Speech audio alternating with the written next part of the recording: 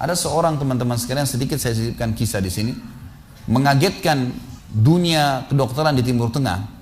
Seorang pengusaha, Masya Allah punya keluarga yang sangat besar, dia berpoligami, punya istri yang 4, kemudian anaknya banyak, perusahaan yang dia tanggung itu lebih dari 20 perusahaan di bawah naungan dia. Orang kaya raya, mampu. Subhanallah, satu waktu di umur 63 tahun dia datang periksa ke dokter, dia rasa nggak enak, sesak nafas.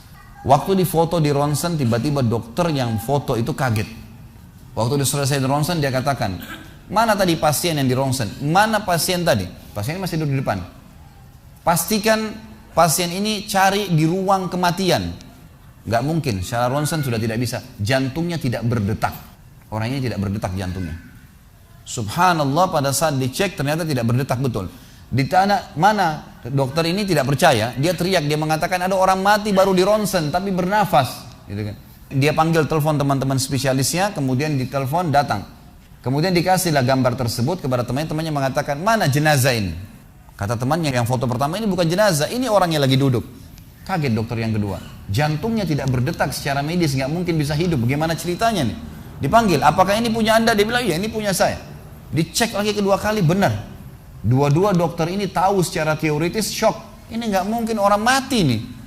Nggak ada ceritanya nih. Dipakai alat USG pun jantungnya tidak berdetak.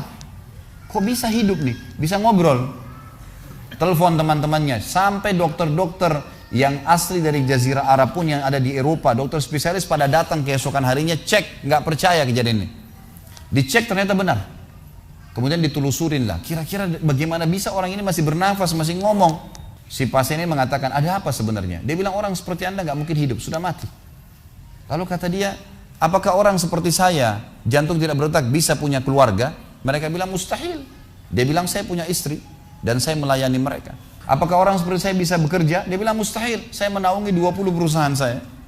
Semuanya bisa berjalan. Mereka nggak percaya. Sampai datang seorang dokter yang senior dari Jerman, datang khusus karena kasus masalah ini, diundang oleh dokter-dokter spesialis tadi, dicek, ditemukan ternyata teman-teman sekalian di bagian bawah jantungnya ada urat-urat saraf seperti terbuat ya, seperti dibuat secara alami yang mengalirkan darah-darah tertentu sehingga ada pompa nafas di situ.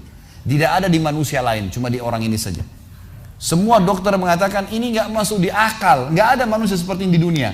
Jantungnya sudah tidak bergerak tapi masih bisa hidup karena dari rongga-rongga urat saraf yang keluar itu bisa masuk udara, oksigen dan terpompa, akhirnya hidup dan hidupnya normal. Lalu kemudian ditanggapi oleh seorang syekh yang memang teman dekatnya orang ini mengatakan, yang saya tahu ini semua disampaikan dalam khutbah Jumat. Lalu dia mengatakan, yang saya tahu orang ini tidak pernah ketinggalan puasa Senin Kamis, tidak pernah ketinggalan puasa Ayyamul Bid, semua puasa sunnah dan wajib dijalankan, dan tidak pernah buka puasa sendiri, pasti buka puasain orang lain. Tidak ada kegiatan sosial buat gali sumur, bangun masjid, bagi kitab Al-Quran, tidak pernah kecuali dia ada di situ. Orang tuanya selalu dibaktiin, selalu bersedekah, selalu kalau datang kepada saya diskusi tentang masalahnya orang. Ini ada tetangga saya punya masalah begini, bagaimana jalan keluarnya secara syariat dan seterusnya. Hidupnya sibuk dengan ibadah kepada Allah Subhanahu wa taala. Allah ciptakan urat saraf khusus sehingga bisa terpompa ya, udara masuk ke jantungnya. Tidak ada operasi. Ini yang dikatakan yaj'al min amri yusra. Mudah. Aneh, dokter nggak masuk di akalnya. Dan ini banyak orang subhanallah lupa dengan Allah Azza wa Jalla. Mereka tidak tahu kalau kekuatan Allah Subhanahu wa taala. Sakit, dokter, dok, bagaimana saya bisa sembuh? Subhanallah. Sebelum pergi akhi, ukhti, bilang, ya Allah, jadikan dokter ini penyebab saya sembuh insya Allah.